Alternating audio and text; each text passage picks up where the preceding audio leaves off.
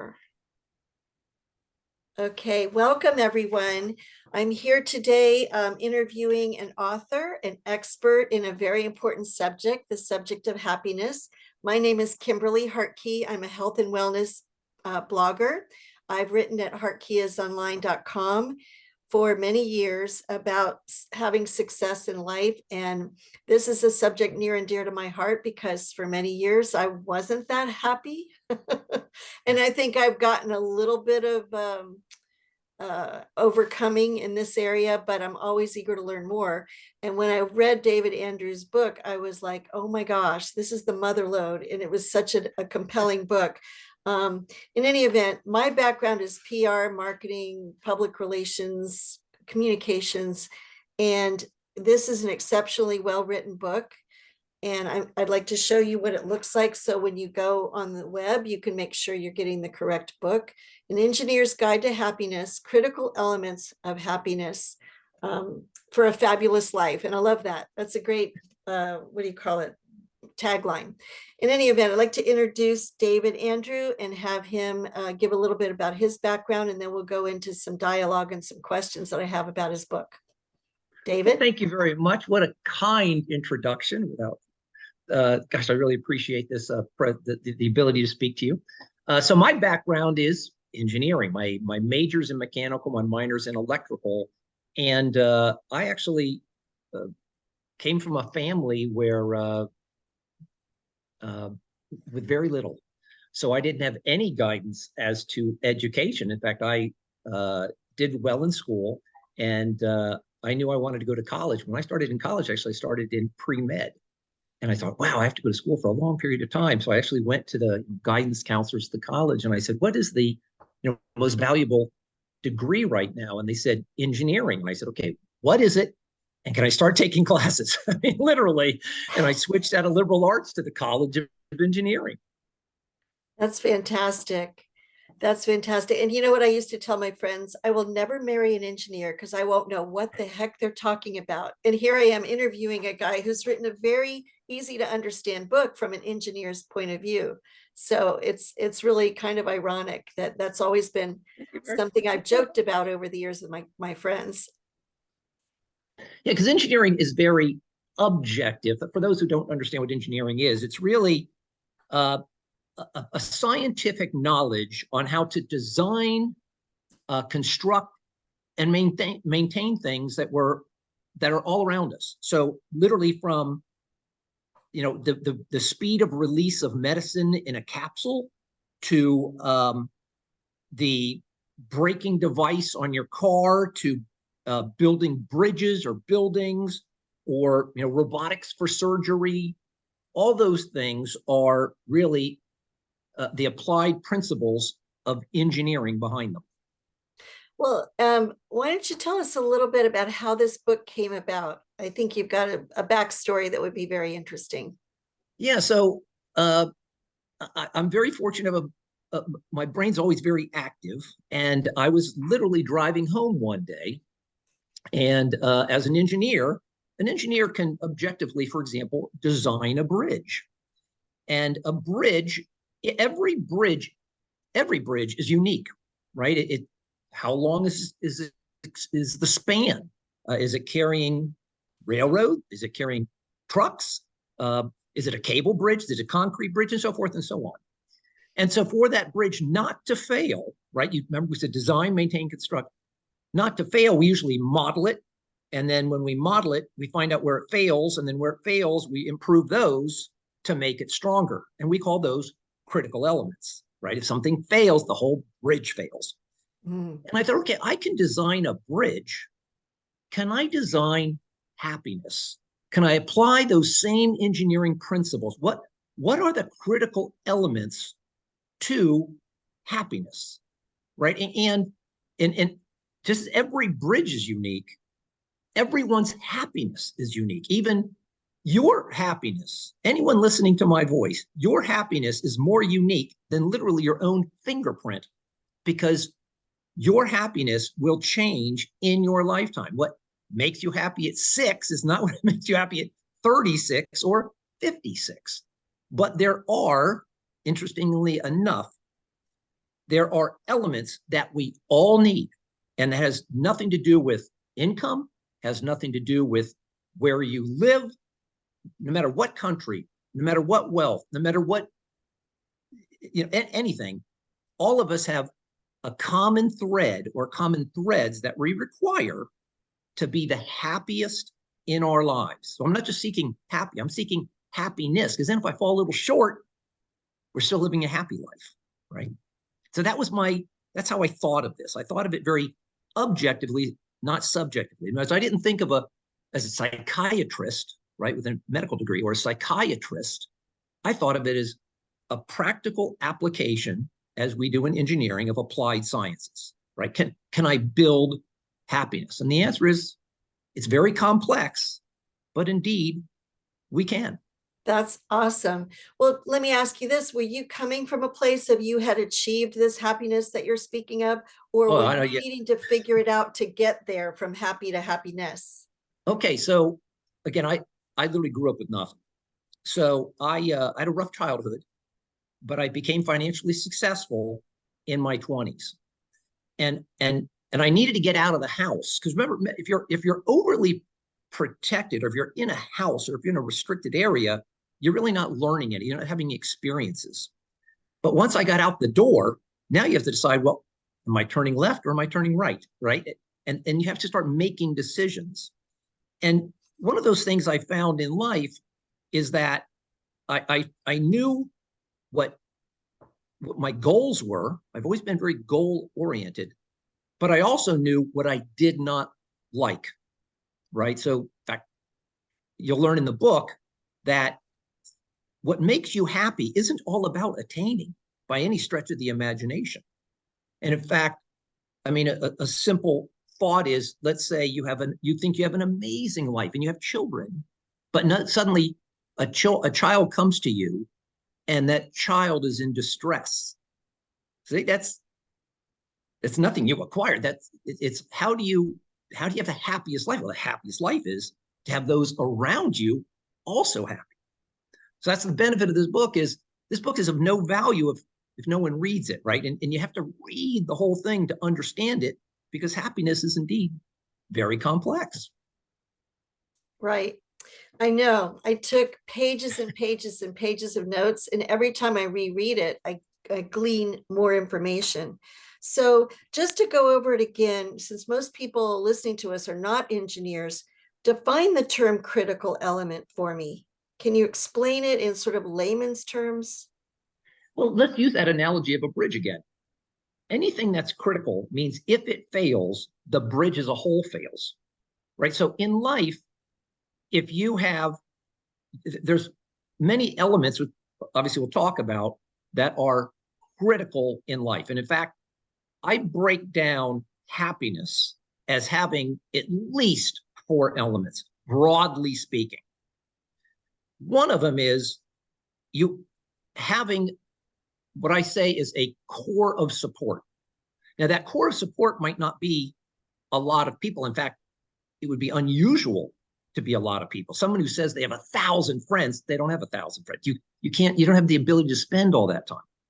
And in fact, your core of support might be one person, but wow, what an amazing person. If you can find a lifelong partner that really understands you, now you're on a path of a great life. I mean, imagine winning the lottery and you can share it with no one, right? I give an analysis, a thought in the book where, imagine you're pushing your family to go for a college degree, but you're really in a dysfunctional family and no one's there for your graduation. So you work really hard. And now the person in front of you, they're going up the steps, and as their name is read out, there's a huge applause and all these family members are there. Now instead, you walk on the stage and there's no clapping or anything. Who has the happier life, right? Those who have support with them, be it friends, lifelong partner, or those that are alone. You can't have the happiest life being alone. You can't, like in the book, you learn that wealth, there's no correlation between wealth and happiness. Now, you have to live within your means, right? You can't have the happiest life with people calling you saying, I owe you money. But if as long as you live within your means, you can have a fabulous life. And a second element I say is passions. And what do I mean by passions? Passions are like, that might be one big one. It might be many, many small ones. But let's say you find you have a love of music, right? The earlier you find it, those passions in your life, the happier life will be. Because now, if I'm 7 and I realize, wow, I love music, maybe I'll write music. Maybe I'll be in a musical theater. Maybe I just love listening to music, right? Whereas if I discover it when I'm 37, well, I lost all those years, right? Or maybe I find I love surfing, or I love working on model railroads. I mean, the list is infinite. But if you can find those passions that make you happy, that's really a benefit. A third one is, I say, the ability to give. And that doesn't mean money, by the way. It means kindness, happiness. I give a story in the book where, let's say you had extreme wealth, and you had this yacht, and you could every day you could take your yacht out, right? Cost is no object. How long in life with this amazing yacht could you be happy riding that yacht? When you first own it, wow, it's really exciting. But now a year goes by. Is it really as exciting anymore? Right? Even if you invite some friends on it, and can you really trust those are really the friends from your core of support, or are they just people that are, right, using you? Right? That's hard to tell when you get wealth. But now let's say you're driving to your yacht and you're in the right place at the right time to witness a car accident and save someone. It's now the end of your life, and you're looking back. What are the days you remember? Can you remember the specific days on that yacht? No. But will you remember that person you saved? Absolutely. And and we can do this in very little measures, literally opening the door for someone, going into, when it's raining and you recognize somebody is out in the rain, take out an umbrella and go help them. You will benefit. It's like the thought of when you are, witnessing, let's say, a grandchildren. Who's happier? The grandchild opening the gift, or you watching the grandchild open the gift? These are all if you want the happiest life, you need that ability to give, being at the right place at the right time. And the last thing I say is again, very broadly speaking, positive new experiences. When, again, at the end of the road, when when the lights are about to go out, you're not thinking, wow, I had a great life because I paid my mortgage on time. You're not thinking it. You're thinking, wow, I had this great experience in London, or I had the national park hike, and I remember being on the crest of that mountain and hearing the birds at that exact moment when it was sunrise. Those new experiences so are again a critical element. If you don't have a lifelong partner or a core of support, you can't live the happiest. If you have no passions, you can't live the happiest. If you don't seek new experiences all through your life, it's like if you think about any game that somebody plays on their app. If you just play it and it's not challenging, how long is it going to be interesting, right? So you're going to change your passions also through your life. And that's a good thing, by the way. I agree. That's a really good summary of some of the major points of the book. Now, did you have particularly unhappy times? You mentioned a rough childhood, but did you have other hard times that caused you unhappiness that eventually led to the writing of this book? Things that you overcame along the way. You don't have to be real See intimate, that. but Well, though it's the reason it's not being intimate. I'm fully happy to discuss anything that helps anyone listening. It's just that I like to focus on positives and happiness. In other words, I wrote this book. Remember, as life is in front of you. Remember, I wrote it as an engineer. If you came to me and you said, I'm depressed, a doctor may want to write you a prescription. I don't think that way at all. I don't think whatever you tell me, a psychiatrist may say, well, let's see why you're depressed. Well, there's a large menu items, A, B, C, D, F, G, maybe all of them, right? Maybe you had a horrific childhood. All of that is behind you.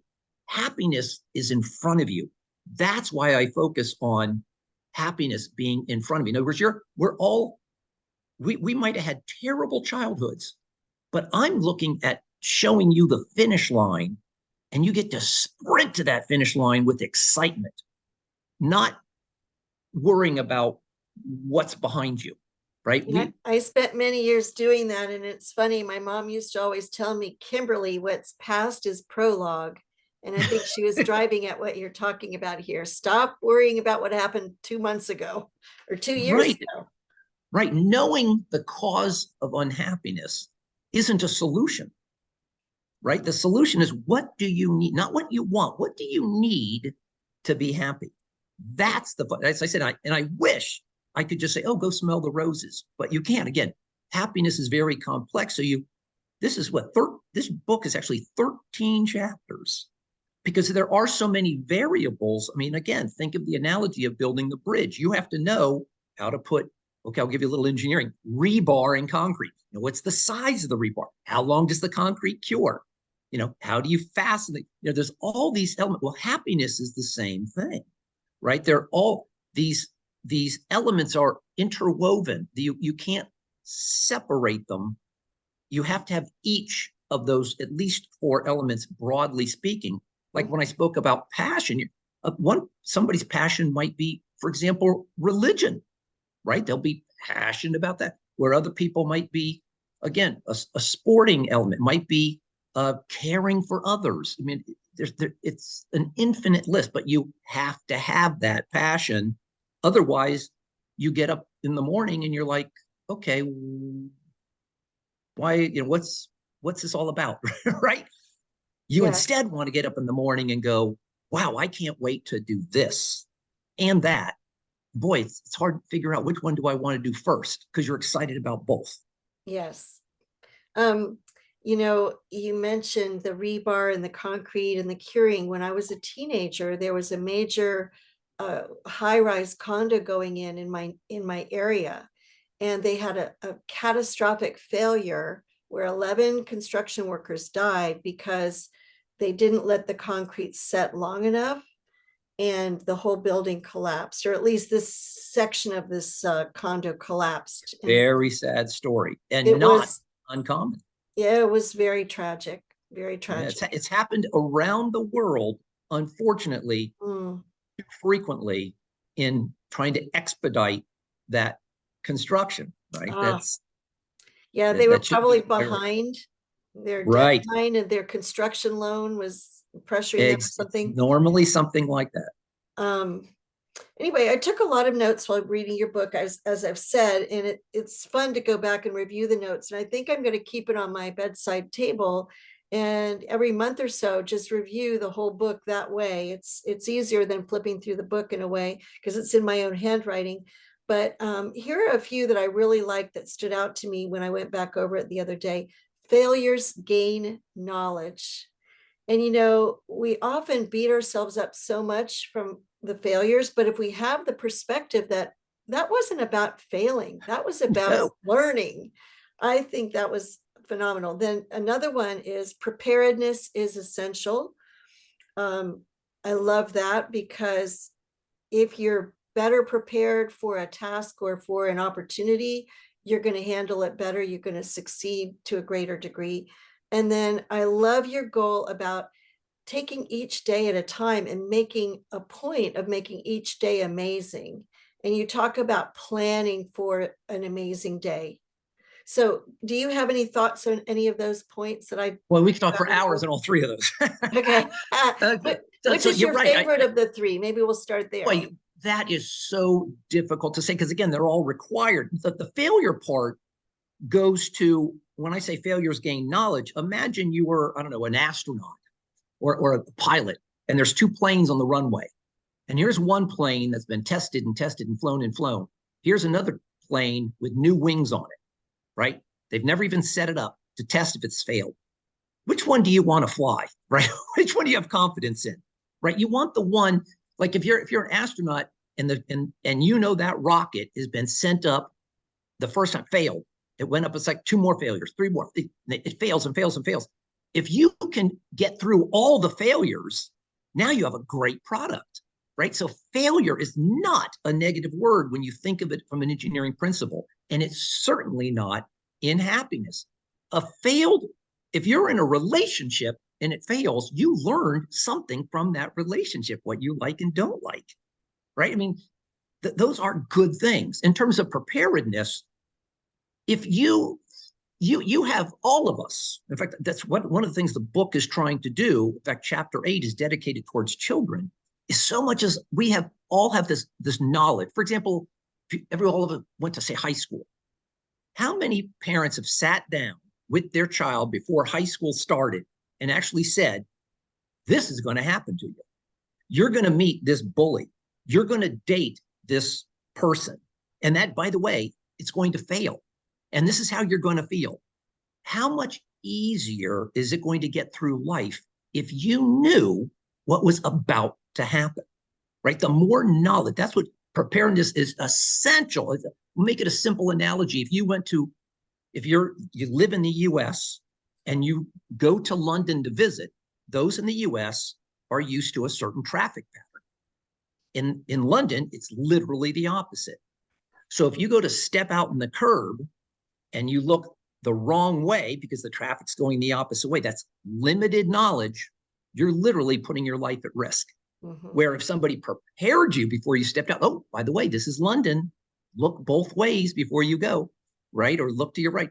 Now you've just literally saved a life. And that's the amazing thing about happiness is literally we don't know what we don't know. We don't know the what ifs. Literally, if you, again, started, how many times have you read a story where an unfortunate incident has occurred? It doesn't normally it's not one thing. It's a string of elements, right? Like you were at the wrong place at the wrong time when that tree fell. Well, what if you left the house 30 seconds later? What if you got a phone call and you do that's your whole life is that way. You don't know what you don't know, right? So the more knowledge you're given about anything benefits you. I give the analogy of, like, I literally believe if everyone read this book, we could almost eliminate all depression, except for those that have literally a damaged brain, right? So there really is an issue that needs a medical resolution. But I think that's extremely low compared to, and we could greatly reduce depression numbers and greatly reduce suicide numbers because you're not born with suicide tendencies. A little baby doesn't jump around and think, oh, I'm going to kill myself. No, it's something in society. Well, what if, how many of us have said, oh, if we only knew that person who committed suicide, if I would have known. Well, what if instead flip it and say, what if you had prepared that person, right, for those events that led to that depression? And we can, or if that person can self-prepare if they read and understood this book. So the third one you said about, what was the third one you said about goals, making each day? Yes. I thought of that again, that one, I approach it again as an engineer, right? We all think of days are an easy thing. It's a calendar. And we always think, okay, we don't think, did you really have a bad week? You tend to think a bad day, right? It's good or bad. Don't think that way. It is rare that a day can be so bad that there aren't things within that day that were great. Maybe you saw the sunset, even though you got in a car crash. But then you can even think, like I said, if you're prepared, if you got in a car crash, that might not be a bad thing, right? You weren't harmed. Okay, there was a property loss, but you even had insurance. Nobody was injured. So is that overall a bad thing? No, it's an accident. It happens in life.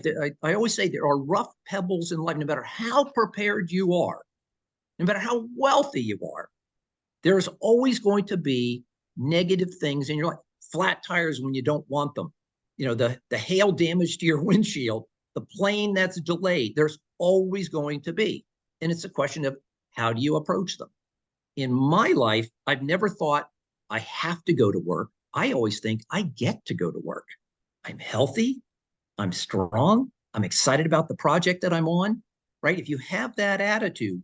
So I think of the days as at least an ability to reset. So if you're not yet read the whole book and understand what I mean by that day, you can take elements of, we'll say, 3 bad days, but you had a great sandwich, you woke up refreshed, you had a nice workout at the gym. You can put all those elements together and create at least one great day. And just start with that. Now, if you have enough great days, guess what? You're going to have a great life, right? Put together as many, if you've never focused on, and by the way, it's not just a great day for you. Remember, one of the critical elements is giving, right? So you could make a great day for your mom or dad. Let's say your mom or dad sent you cards. Maybe a great day, I mean, that's just a whole thought. Great day would be if you saved those cards, you then invite them out to a picnic, you bring out the cards and you tell them why every one of those cards are special to you. Oh. Tell me that your mom and dad would love that day just as you. I once did a whole Word document for my mother called Momisms, and it was all the little things that she said to me, the little words of wisdom that she said to me as I was growing up. And it was And fun for how me. long ago did you do that? It was a couple years ago. I Oh, gave it to her I in was her gonna say it Mother's could have Day been, I card. bet you could have been 15 years ago and you'd still remember it because it was special to you. Yes, because I had so much fun putting it together. That's It, what it I'm talking about. The book is trying to say you can create days like that, and they're not all about you. right. In fact, a day by yourself is not going to be the happiest in life. That a day that you share with others is going to be a much better day than one alone. Far But superior. I want to tell you something, talking about um, the idea of making each day amazing. In my youth, I tended to ruminate and dwell on the negative occurrences and relate them to others. And this week I had something happen that was a bit of a negative, and I shared it with my husband. I said, but you know what? I don't think I should tell people about this. And he says, you're absolutely right. You should not tell people. So now I'm having a good day by deliberately not telling people about the bad thing that happened a couple days ago. And I'm counting the number of people that I could have told, but I didn't. And So that was our that's how, discussion at the beginning. You asked me to say something negative. I was like, you know what? This is supposed to be a positive book. There's no benefit to talking about negativity. And that rolls right into your life without question. I always say, in fact, uh, if when you were, again, I talk about how your happiness changes in your lifetime. If you were 10 years old and I said, go be happy for 2 hours, you might run out and ride a bike. I don't know, go fishing.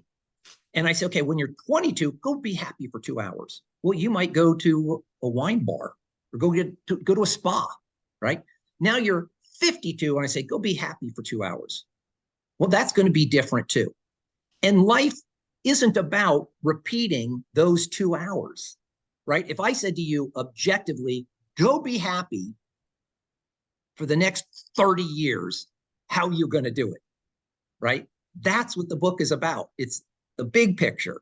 And you're now looking and you say, yeah, what is the benefit of me relating that negative story? In fact, all it's doing is making me remember the negative. that's Stop right. doing that. That's right. Stop doing that. And it's looking for sympathy. Yes.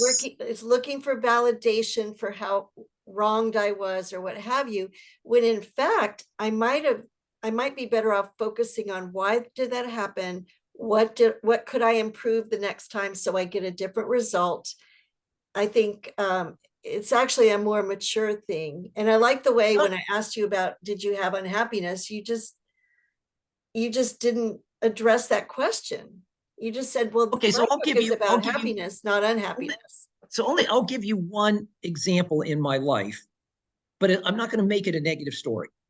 But I will tell you one of the things in the book you'll learn is, and I hope others uh, do the same. I, as an absolute statement, it's rare to make absolute statements. I never reward negative behavior to me. And I'll give you a simple story. So I build, one of the things I own is a residential building company. Mhm. So I was building this luxury home and I was putting up privacy fence, but there was originally chain link fence. So I was removing the chain link fence, which I owned, it was on my property, with this beautiful cedar privacy fence. And I'd alerted all the neighbors because some of them had pets. And I didn't want to take down the chain link fence. I didn't want the pet running out. But this person wasn't home. This family wasn't home. So my workers are out pulling out the chain link fence. And all of a sudden, he comes running to the back property line and is yelling at my employees. So I see it and I walk out and I do one of the things I standardly do. I put my hand out as a handshake because universally around the world, people understand what a handshake is. And I don't say a word. I just keep walking closer and closer with my hand out. And then suddenly he makes eye contact and he sees me. And I'll say his name's Mark to make it easy. And he stops talking and he looks at me and I have my hand just waiting. And I said, excuse me, my name's Dave and you are. And you'll see people that are angry and frustrated and doing something wrong. They literally don't want to tell you anything. Like, wait a minute, why is this person asking my name? So he tells me his name, Mark. I said, Mark, very nice to meet you. You seem upset. How can I help you? Right. And then he'll start to agitate again. And I do a second thing. And I've done this, I'll bet you 500 times in my life. I put my hand up as a stop sign because people universally recognize the stop sign. And I say, Mark, I'm sorry, we've just met, but I have to tell you, I don't reward people for yelling at me. I don't know if you respond in that way, but I don't reward people for yelling at me. If you want to start over and have a kind discussion, I'm willing to listen. You wouldn't believe how many times in my life I've had to do that. And I always thought, wow, if everybody in life stopped rewarding negative behavior, I mean, imagine sitting in a park, you and your husband having a beautiful evening, but 50 feet in front of you, there's a family yelling. What is that like compared to you? You're and your husband sitting on this park bench, wanting to have a beautiful evening, and here's a family joyful as can be, right? You can see maybe there's a husband and wife that hasn't seen each other in a while, and you get to see and watch them embrace.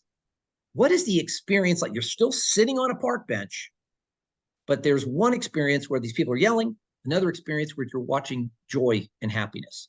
Which is the better experience in the park, right? It's clearly the one watching that. So I don't reward negative behavior. I'm very much against it because as a child, I was told, I was yelled at, right? Shut that door. Do you think I shut that front door? You're darn right I did.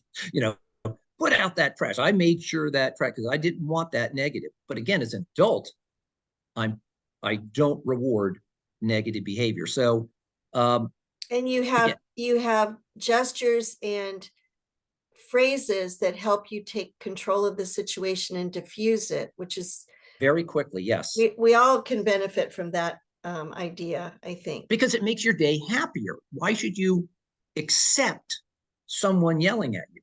Don't, right? Change the situation. And people recognize when they're like impolite to say, oh, I'm sorry, my name's Dave. They just come to you, I need that.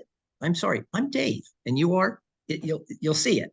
You'll literally see, if you've never done it before, you'll see it, and it'll make for a better, work area, a better, it's just politeness, kindness is, and recognize people that aren't being kind. It's not a bad Well, thing. I also like that approach if you're networking and you're trying to put yourself a little bit more forward. little bit less reserved, that idea of putting your hand out saying my name is and what is yours, that's an icebreaker for positive actions too, positive interactions. Now, you talk in the book about leaving the negatives of life behind, which is something I've gotten better at as an adult. But what is the best way that you have found to leave those things behind? Well, so there's a huge benefit, as you said, leaving things behind. So there's a lot of different ways to do it. One is get your mind active in something else. So if you're there's like people, some people meditate. There's, again, I put a lot of different things in the book, but and one, in fact, I have a complete chapter on what's called compartmentalization. And compartmentalization, I give the idea, an analogy of you're going to a concert, right? You've been really looking forward to this concert, and you're on your way there, and in fact, it's such a great concert. You've invited someone really special to join you because you know they're going to love the concert too. You're 2 blocks from the concert. A policeman pulls you over for really an expired tag and gives you a ticket, right? If that, and it's an expensive ticket, one you can't afford, right? If you get to the concert and you now relate this negative story, what's the benefit? None. What you need to do is get that thought out of your mind as soon as you can, as quickly as you can, because you want to enjoy that concert, especially with that special someone. You've been waiting all these years for it. You have to understand there's no benefit for you to have that negative thought. So we need to compartmentalize. Compartmentalizing is recognizing first that it only harms you and no one else with these negative thoughts. You've got to get rid of them. Now, in general, I say if you have an issue that you can't get rid of get out of your mind, and you say it's happened to be at home, one of the things doing is strenuous exercise. You can't run 10 miles and be angry. Try it. You can't do it. Volunteer at an elderly center, right? Where you get to read stories. Try to read stories to someone who has poor vision and be unhappy. You're not going to be worried about that ticket. Think about joining an organization if you're depressed and learn to do line dancing. It's get anything that gets your mind busy, like training for a triathlon, learning a new language, acting in a play where you have to memorize lines, right? These are all elements that instead of, first of all, just recognize that negative thought doesn't help you. And then to stay away from it, because sometimes you say, oh, it doesn't help me, but it comes back, right? The way to get rid of that from it coming back is getting your mind occupied with something else, very objectively. And I give you a lot of examples in the book under compartmentalization to separate yourself from those negative thoughts. They don't benefit you. Well, I did get a ticket recently. It was when I was exhibiting for my business, and the ticket basically doubled the cost of that event. And I ended up being grateful for it because I was listening to the radio station and sort of, just more attention on the music than on my speed. And I was on an unfamiliar road. And I ended up being thankful that I was alerted to the fact that there was a speed limit there. And I've started taking myself, and I don't know what you called this in the book, but incidents like that, I start reacting with gratitude. Oh, I learned something. Oh, this police officer may have saved my life or saved someone else's life. You are dead on. You don't know what you don't know. He Right. might have that. In fact, that traffic stop, not only it might have prevented you. I give an analogy in the book where you're following a car and you're talking with somebody and they exit, right? And it was your exit. You're like, oh, you're right. I missed it. And some people get really frustrated. Oh, I missed that exit. And they get frustrated and they speed to get back on an imaginary time frame. I mean, there's no benefit to this. Now, let's say, yeah, exactly. It's silly. But now let's say let's change the fact where if you had gone down the ramp with that car right behind you, now you see Now let's make it easy. Let's say you race back, you're really frustrated, you get back, and at the intersection, the bottom of that ramp, that car that was right behind you is in a collision, right? So the thought is, wow, if you had taken that exit ramp, you would have been in that collision instead. Now, what's your thought, right? You don't know what you don't know. You don't know if there was a reason why. You'll never know. The future has all these different, you'll never know if you were purposefully stopped. Maybe you wouldn't have gotten in a traffic accident. Maybe it will, when you take that road again, if it's a common road, that there would be a child where a ball comes out and now you're paying attention more. You don't know. Yeah. But again, being negative, going, oh, darn, it's a ticket. Look, it's a fact. It's happened. You resolve it the best way you can. I always say, if it's a ticket, put a note on your calendar. I have a ticket. I have to address it before, whatever the due date is. You put it in a drawer so you don't even see it. Forget about it. It doesn't help you, right? So those factors are in the book because, again, let's say, for example, you were planning that togetherness with your mom, right? That special day with your mom. And it was on the way on that special day that you got that ticket, right? If you went and first thing you say to your mom is, I just got this ticket. What's the benefit? No, it's you want to say, Mom, I love seeing you, right? That's how the conversation should start. Not, Mom, I just got this ticket from this stupid police officer. No, there's no benefit to you. There's no Especially benefit to you. because my mother would have given me a hard time about the ticket, which had made matters much worse. There you go. Oh, anyway, now I want to kind of move on to a different topic, and that was your suggestion about being on vacation and really enjoying it and soaking it all in and using all of your senses to appreciate your time away and to truly relax. You suggest something I found very interesting, which was to take fewer photos and in, instead, experience the trip with all your senses and focus Actually, on something that, even more. focus on being present in that new place where you are. And remember, I added something to that too. And this is what I practice. I'm very fortunate to vacation, to travel, take a journal. Remember, so what I always say is, let's say you're going to making it easy. Let's say we're going to Rome and there's 10 places to see in Rome. One option is you just race to all 10 places. Another option is you prioritize and you say, okay, there's 10. Let's go see the first 3. And in between at the third one, all of a sudden you find this gelato stand. And you go to the gelato stand and you meet these Italians and you have a great conversation and they tell you about this special event that's happening on the rooftop, a little concert, right? Now that day is a much better day than racing to 10 events. But I always say at the end of the day, at dinner time, not during the day, because you have to let the day naturally flow. At dinner time, break out a journal. And you all record memories of that day. And the memories are very unique, meaning, and precise, meaning we ate at this restaurant, the spaghetti was great, the waiter's name was Tony, and right, you write all those details down, everything you can remember. And in fact, the more people, the better. So if you have the whole family and your daughter says one thing, your son says, oh, and remember that you tripped on the curb, and everything everybody remembers, you put it in the journal. 10 years from now, all you have is pictures if you just use selfies. Is it better 10 years from now when you're all together as a family and you break out the pictures and the journal?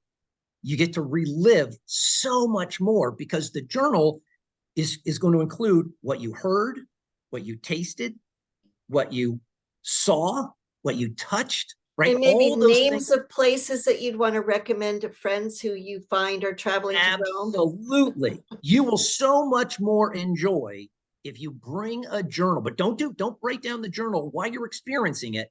And that's why I say with the photos, there's a huge difference between walking along through a beautiful park and photographing everything. Photo, photo, photo, photo, photo. And just walking in the park, taking one photo here, enjoying the park, one photo there, and just enjoying the park. Those two experiences are night and day.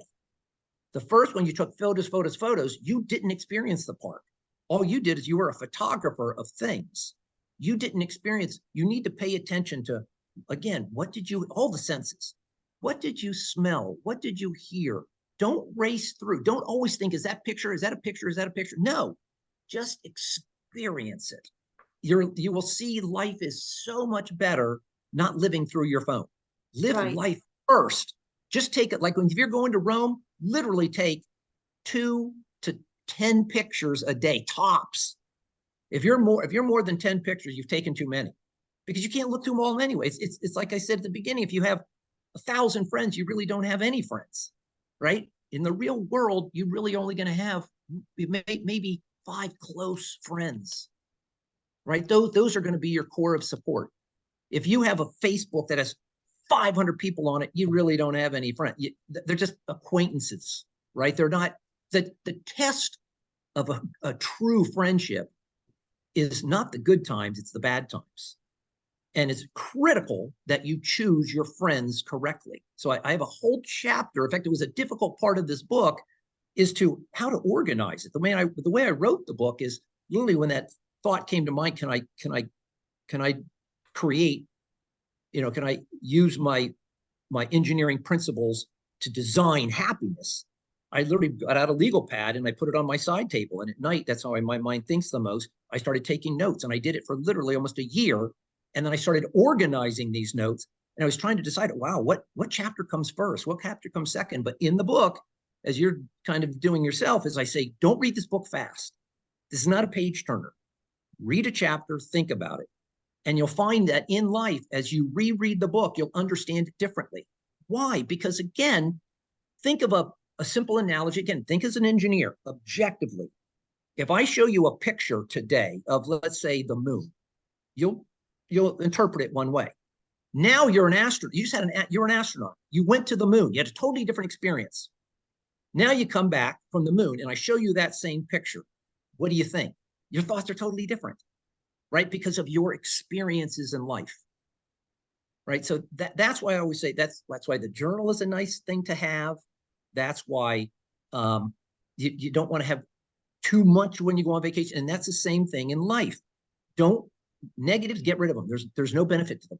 Literally, the faster, if anything you learn from this book, the faster you can get rid of negatives in your life, the better. And that includes negative friends. So you have to be a very good judge. And I know that sounds cold, but you're talking about your life and happiness here. So a friend is someone you say, wow, I need to clean out my garage. Who can I call? Boom, they're showing up. And the question is, well, would you show up if you need to clean out their garage? Well, that's a good friendship, right? It's not one-sided. It's two-sided. There's trust.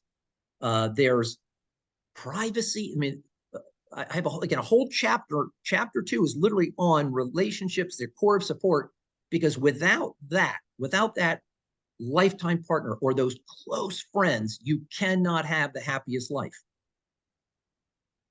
Well, that leads me to my next question is, you do stress in the book the importance. In fact, it's one of the early chapters, as I recall, on building the core of support, including the selection of a good mate.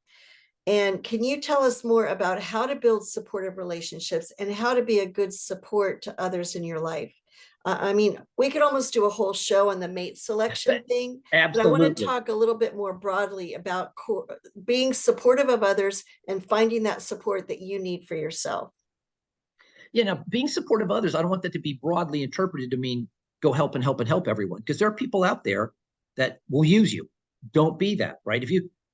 Because again, if you're looking at, we in general talk about friends, if you want to know what you're going to be like in 5 years, if you have a small group of friends, look what they're like. If they all have tattoos, odds are you're going to get a tattoo. At the end of the golf round, they drink vodka tonics, you're going to start drinking vodka tonics, right? You got to be careful on who are your friends and why they're your friend. I mean, your true core friends. In terms of, I lost what was your question, direct question, so I can hit it. Popped into my Okay, mind. how to build supportive relationships Oh, and how yes, to be a yes, good yes. support to others. Yeah. So again, what you want is again, when we as engineers, we model things, right? So you think, okay, what is the perfect relationship. Now, if you had if you could picture that ideal relationship that you could model, you want to think, okay, if you're watching it, if I was watching, let's say you and your husband, would an outside party look and go, wow, those two are really in love, right? If that's the case, that's a good thing. You should feel good about it because you're also people that are watching you are learning from you, right? You should be questioning your own actions. If you start yelling at your husband, especially in public, you're thinking, well, what's the benefit of this? Is he going to love me more? Right? Right, exactly. And it's amazing how we're taught in life. Again, I a lot of in the book of how we're conditioned to these things. But I say, in terms of a relationship, there are certain things you have to have. You have to have full trust, and that means two ways, right? And I give a story in the book about how these two people are dating, and some woman tries to interfere in this date and says, "Hey, I saw your boyfriend, with another woman." And the woman who trusts her boyfriend says, "Oh, okay, she's not worried. Why? Well, because the boyfriend, she cares for him so much because he's a very kind very kind man. That means other people find him kind. Maybe he just learned the woman lost her pet and he's hugging her because she just lost her pet. Maybe she just learned she has an illness and he knows she needs to be hugged, right? You have to trust that person, right? Instead of when the girlfriend comes and says, "Hey, I saw your boyfriend with Mary." Now, "Bill, what are you doing with Mary?" That's a whole different, right? That isn't trust. Trust is two-way. You have to have what I actually put in chapter 2. Again, a critical element is, again, this lifelong partner. And that is I call them list factors. You don't, if you had a child and they came up to you and they said, "Mom, I think I've met the person that I want to live with forever." How do you think that's the right person for me? How do you answer that question? Right? And the way you do it is, again, we went back full circle to preparedness. That your child, if you had gone through what I call the list factors, what are the minimum requirements in a partner, a lifetime partner you're willing to commit your life to? What are they? And you say, "Dave, why a list?" Look, people go and buy houses and they have a list. They go to a grocery store and they have a list. They're going to go buy a car, they have a list. Don't you think if you're going to pick a lifetime partner that you should kind of have a list? What are some of those? And so it sounds cold, but I don't mean it to me. That chapter is very objective, and like one of the elements is time. Again, people can be false. You meet someone, they seem so kind, but again, the test isn't the good times, it's the bad times. And in time, as you go through different events, you will begin to recognize who's good, bad. And if you have, again, a real trusted person, let's say you do that real trusted partner, and that trusted partner says to you, "Oh, this person isn't a friend to you," you need to be listening. You trust your core of support, right? They're objectively there to help you, right? They want you to be happy. They're the person, again, you win the lottery, they're in tears with happiness for you. They're not wanting money. They're just excited because you're excited, right? Right. Those are the people you're seeking in life. The more of those people you can find, you're on an absolute path to happiness. That's why I put it at the beginning of the book. I see. Well, one of the most valuable pieces of advice I did get as an older single struggling to find Mr. Right was to make such a list. So I had discovered that on my own through the advice of a woman that was giving me counsel on this issue because she had married and successfully so. And I'd love to find that list I made because I bet you my husband is that list to a T. I bet Well, it's you. funny. And go through chapter 2 and read all examples I give you. If you remember, I give you a lot of examples of questions that should fall on your list. They're actually kind of fun to think about. But again, now if your son comes to you, you would say, "Well, did you go through your list? Is there, like, as I've gotten older, I kind of have wrestled with the idea that all of us are given a gift of a lifetime partner. I don't want to sound religious, but I can tell you in my field of business, I've run across, probably tens of thousands of women in my life. And I remember once in my life, I was in my 20s and I was at a business event that had a magic show. And in that magic show, I mean, there's all kinds of women, but a magician's assistant walked out. For the first time in my life, I felt something that was unusual. And I'm like, wow, who is this woman? No, I never got the opportunity to meet her or anything, but it happened. I'm like, I never experienced, literally like I don't know, a pheromone or whatever the heck it was be. But I'm telling you, I had it.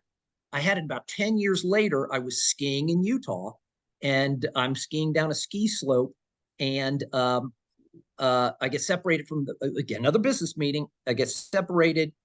This woman skiing. She's wearing pink. I'm on the moguls. She's out of the moguls and then cuts in, is better than me, and then cuts out. I'm like, wow, this person's amazing. And we meet and we're skiing a little while. And then finally, I don't know what she looks like or anything. We're just having a good conversation. We're skiing together because I'm separated from my colleagues. And we go on this gondola where you have to open up the lid because it's a hot day, right? I mean, it's cold, but in that lid, it's encapsulated. So if you don't take it off, you'll sweat. So I take off my stuff. She's beautiful. And I was that same wow factor, but I had the wow factor before she took off her mask. But again, we didn't do anything. It was a business meeting. I said, very nice to meet you, and went on our ways. Fast forward 15 years, I'm in a restaurant, and my wife, she's in the restaurant, and that same feeling comes over me. And I felt like I'm like, gosh, I'm in love with this woman before I've even met her. And she turned out to be more beautiful on the inside than the outside. So I feel like I've stayed on the right path of goodness in life. And for that, I'm rewarded with a partner. So there's a possibility. I'm saying there's a possibility for everyone that, I mean, if you were omnipotent, if you were God, you're saying, okay, I want to reward special people. How would you reward them? Would it be with money? No. If you give everybody money, no. If you give them a nice house, no. It's really with a partner, right? I mean, if you could reward that's to have an ideal partner for the rest of your life. That is the happiest life. And I feel like, again, we don't know what we don't know, but if you're a good person, I feel like you're going to be rewarded with that, with meeting somewhere, somehow, that special person, right? Well, That's a possible factor to consider. that's a beautiful note to end on. And I'd just like to say, we all can strive for goodness. If you haven't been given that partner, you still have the opportunity to perfect yourself. I think a book like yours is an amazing book to get you where you need to go in every area of your life, including a marital partner. But I just want to thank you very much and ask you one last question, which is, where can people buy your book and where can they interact with you online? I would certainly like to stay in touch with you, and I will definitely have this a treasured book in my library and will recommend it to many people. I think it would actually be wise of me to buy a case of books and give them as gifts, because I know a lot of people that could benefit, honestly. That is so nice to say. Again, my book has no value if nobody reads it, right? And my goal, I know it sounds simplistic, but I'm kind of trying to save the world, right? I'm like, I've always had that thought of, don't just aspire to make a living, aspire to make a difference. And I'm trying to make a difference by, I wrote it kind of like a father to a son, right? This is what I think the lessons that we all need, and all meaning at any age. So to answer your question, it is available obviously on normal retail outlets like Amazon.com and so forth. And it's also, if you like to listen, I have it on Audible too, and it'll actually be my voice. They actually brought me into a studio, and it's my Fantastic. voice who speaks through all the audiobooks. If you like to run and listen to the book, and I can't tell you how sincerely I appreciate your invite. I started out with the critical elements.com.